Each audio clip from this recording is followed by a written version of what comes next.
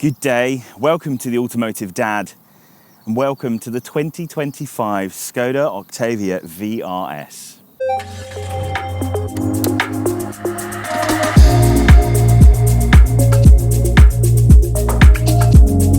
Now, the vRS has been around for a number of years, a number of generations. My family personally own a Mark 3.5, so getting this Mark 4.5 in was a refreshing taster of what is ultimately to come in our next car purchase. But what is the Octavia? The base of it is that an Octavia is a very good, very practical, very safe, fuel efficient, general car. But the vRS is taking all of that and making it a bit more fun, a little bit more stylish, a little bit more bright in this hyper-green example. This is powered by a 2-litre petrol engine going through a 7-speed DSG gearbox. It's got 265 horsepower. It gets to 62 in roughly 6.4 seconds, has a top speed of 155. This car with options like adaptive dampeners and no cost option for this paint, £44,000 on the road, which in new car terms is quite fuel efficient. Now you may notice at the beginning of this B-roll, this car looked quite clean. And that's because between me doing the B-roll and doing this segment, I've driven it to France and back, where it then averaged 39 miles to the gallon over like 700 miles. So in this episode of the Automotive Dad, we are looking into why the Octavia is probably the best family car you can possibly buy for a multitude of factors, and especially in a vRS version. So join me as we look at the outside to begin with. Now the front end of the Octavia is a handsome and well-styled, well-thought-out area. Always has been. Good-looking cars. The vRS takes it to the next level with extra aggressive styling, vRS styling. The 4.5 has a nice aggressive grille design, has a nice black pack going on, great Skoda crystal lighting, which is super effective at night, and is just generally a very nicely yet aggressive front design. Not too overbearing, but it really does look the part. The front end of this car is made to make an impression, and that it certainly does in hyper green, which is not a colour which prior to this car turning up I ever would have thought I would even think about. But now I've seen it, I'm thinking it's the one that we need to get next. Now this side profile is long whilst not being a long car.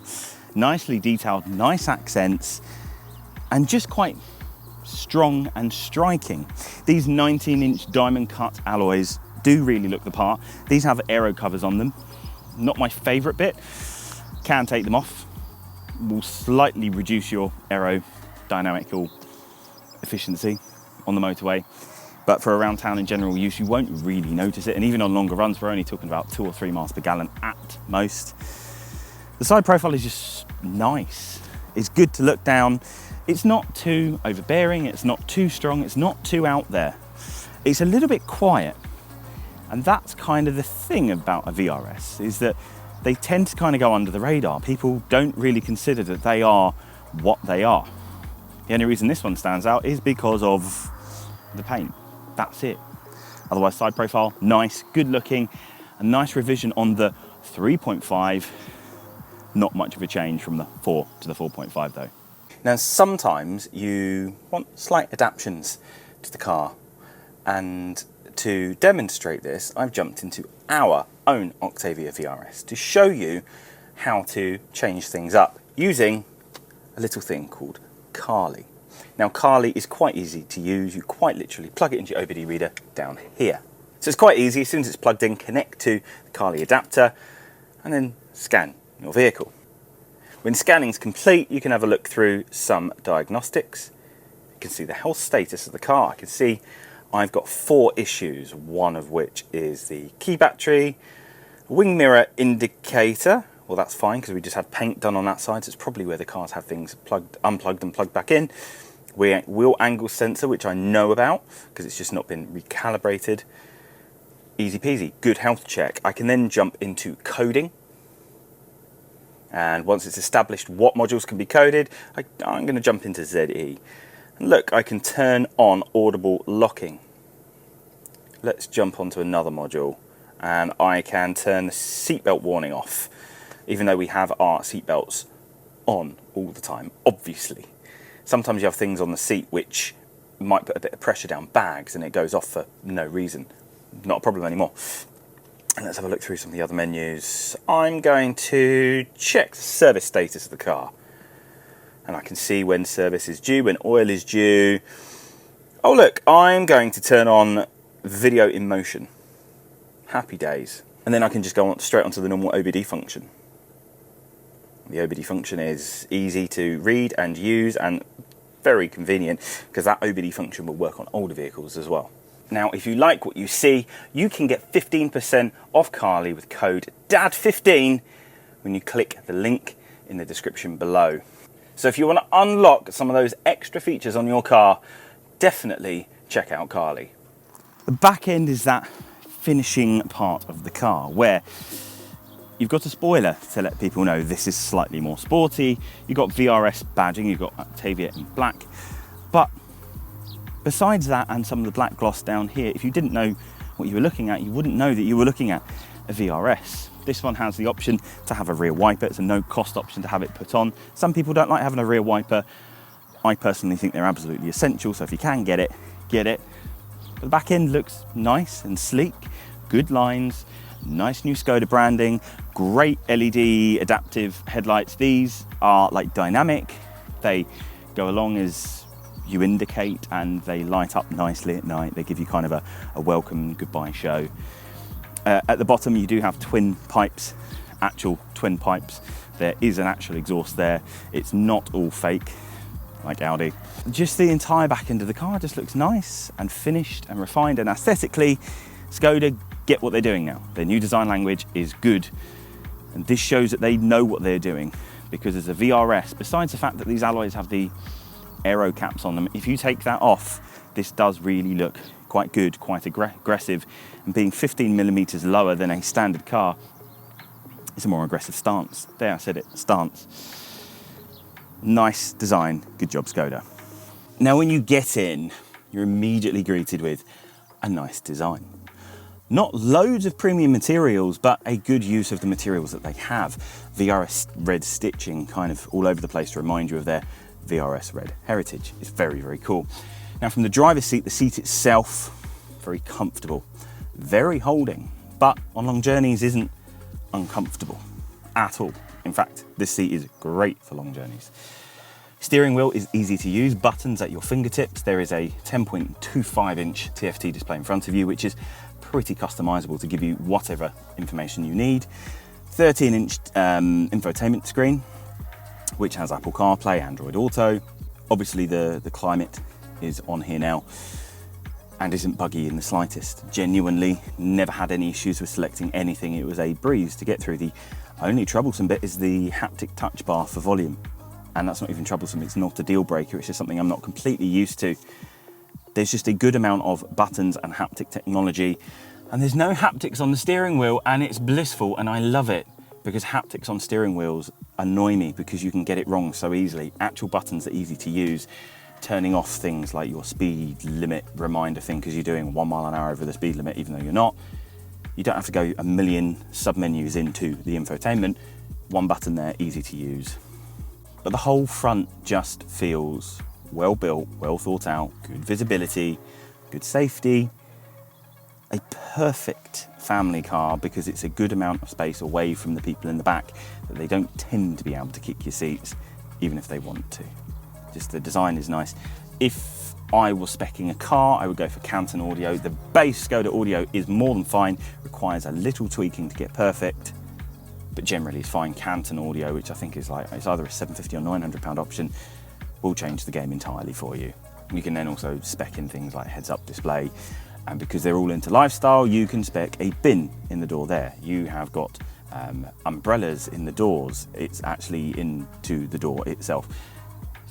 Skoda get lifestyle, Skoda get families, and this 4.5 gen of VRS shows that they really, really, really do understand their customers. So join me in the back so I can show you even more so how they know their customers. But actually, just before that, I've just remembered one extra thing. The passenger seat in this car has ISOFIX. I have never experienced a passenger car, with ISOFIX in the front seat. Because Skoda know that if you own an Octavia, it's probably a family car for whatever generation of it. So let's make it more family accessible than ever and have ISOFIX in the front. Turn the airbags off you go. Happy days. Now join me in the back. Now let's talk about the back end, the kid zone, where Skoda have once again shown that they know what they're doing. So for a start, being a saloon car, sometimes getting the kids in can be a little bit of a squeeze, especially if you don't have a 360 seat, but that's not a problem because the door opening on this is exceptionally good.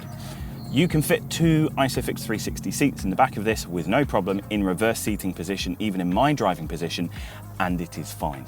The back end has vents, has USB chargers, has cubby holes, has everything. You can even have a lifestyle option of having a tablet holder for the kids that get really bored on long journeys.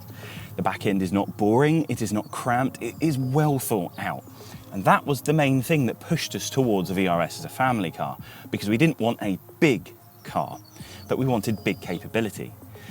So the VRS had the capability of the performance, the interior space, the boot space, and everything. That's what drew us to it.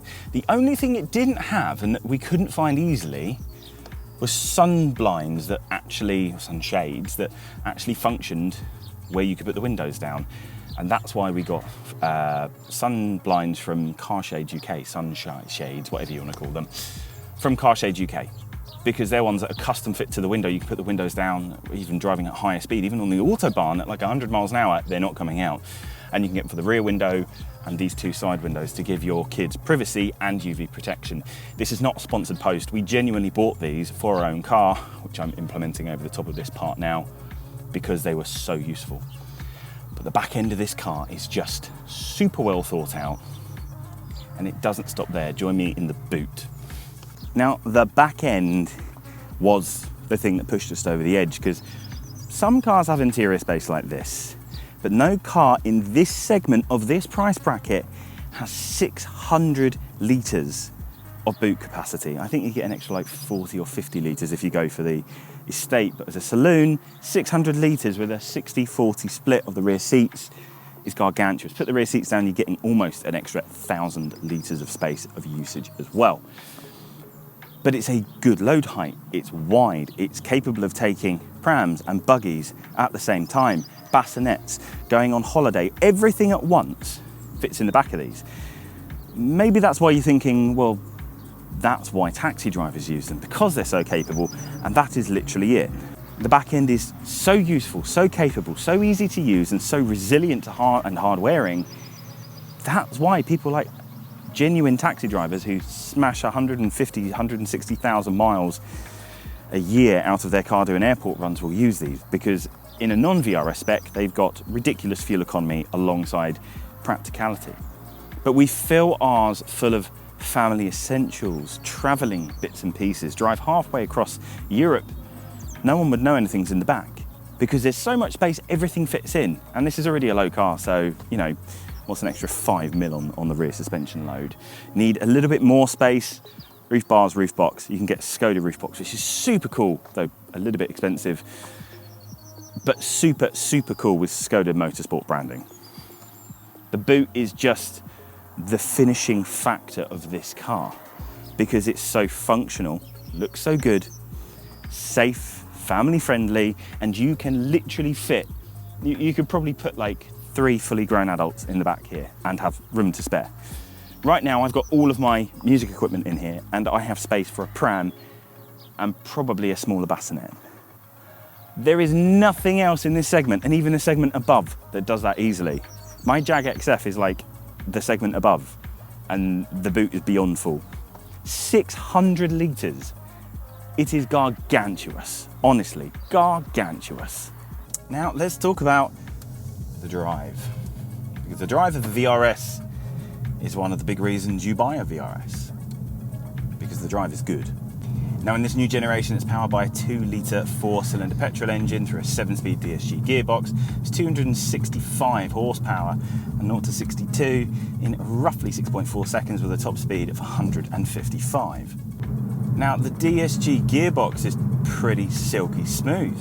It's responsive depending on what mode you're in. and it suits the car really well. Years ago I said nothing under a 3 litre should ever have an automatic gearbox, but those days are long gone. This 7-speed DSG is smooth and buttery and exactly what you want it to be for a performance car. And obviously being a DSG means that when you put your foot down, you do get those DSG farts in between gears, and it's hilarious and it's great. The steering in this car is very direct, very nice. It doesn't feel disconnected. You do get feedback from the car, even though it's somewhat adaptive as to the weight of the steering depending on what mode you're in. The brakes have a really good feel, and even at higher speeds with heavy braking, you're not really feeling much brake fade at all. As standard, they're really good, punchy, nice brakes. Now this one has the adaptive suspension, spec'd in, which is like a £1,500 option. It's very, very good. So when you put it into fun mode, it tightens the car up and makes it even more fun. However, stick it into economy mode, it's a bit more sloppy, the gearbox will coast more, and it becomes more of an economy box at that point. Put it into comfort and it just becomes a sponge cake in a good way. Deals with potholes and rubbish road conditions in the UK. Economy wise, expect to see around town roughly 28 to 30 miles to the gallon, very, very easily. I've been doing really basic round town driving to get to where I'm filming this, and I'm getting 32.6 miles to the gallon, and that's driving between 30 and 40 miles an hour with traffic. Get yourself on a run and you're more likely to see over 40 miles to the gallon depending how you're driving, anything up to like 45, 46 miles to the gallon on a really good day. My combined over like 620 miles of driving in France was 39 miles to the gallon, which is just huge for a car that can give you so much fun. To be practical and economical, I was pretty surprised. I wasn't expecting it. When you get this on a back road, it really comes to life, and it's grabby and it's punchy and it's fun. This has got potenzas on them. They're not a tyre I tend to ever go for, ever. But they suit this car very well. They grip nicely. It helps at the moment. In the UK, it's like 27 degrees outside, so they really, really do grip on. But the general handling of this car is, though it is on rails, it grips on and holds on and doesn't let go. But driving long distances in this car doesn't get boring, doesn't get tiring. It's easy to drive, but can be engaging. It can give you low fuel economy if you really enjoy yourself, but never really any less than 20 to the gallon if you've really been going for it. But it can give you really good fuel economy as well. The drive of this just makes sense because it's a car that's made to do everything, and they have set it up to do everything. It will give you your economy, it will give you your fun, it will give you nice, heavy, engaged steering, but it will also give you that light steering for the commute. It will beep at you when you go 1 mile an hour over the speed limit, but fortunately, it's just a button away to turn it off. The drive of this is just great and continues to reinforce my opinion that it's a very good and very easy car to use. Oh, and while the cabin's cooling down, I'll add to the end of this that it still has pops and bangs out the exhaust. How genuine they are and how programmed they are, I don't know, but they're there, and it just helps to engage in this hot hatch feel that this car gives you, because this is basically it is a hot hatch, but it's a saloon, but it's a hatch, you know what I mean. So what is there to say more about this car other than Skoda have literally made the perfect family car? Because aesthetically looks great. Hyper green stands out. Want to be under the radar, go for kind of a battleship grey, you're there. Aesthetically looks great. The interior is more practical than you could possibly fathom to ever need. The fact it's got ISOFIX in the front passenger seat is just, I've never experienced that before. I was looking at the front seat one day and I just went, oh my God, it's got ISOFIX in the front. And it's full of technology that isn't too interfering, and it's full of nice design, and it's comfortable and it's quiet, and there's room for the kids, there's room for everything, and there is a literal class leading boot. Bearing in mind this is in the same class as a Golf, this boot is gargantuous, and the drive is engaging, it's fun, the economy is reasonable. This is an all-round car. It does your 9 to 5, it does your weekend fun, it does your family road trips, and it does it with ease. This is a car which, for £44,000 on the road, I genuinely don't think you can get better. And that's why we bought an Octavia vRS before. And that's why we'll buy an Octavia vRS again. Because it is, without doubt, the best family car in the world for almost any size of family. Look, if you have 4 or 5 kids, this isn't the right car for you. But if you've got 2 kids like me, this is it. This is the greatest of all time. This is the only car you need because it does everything with absolute ease.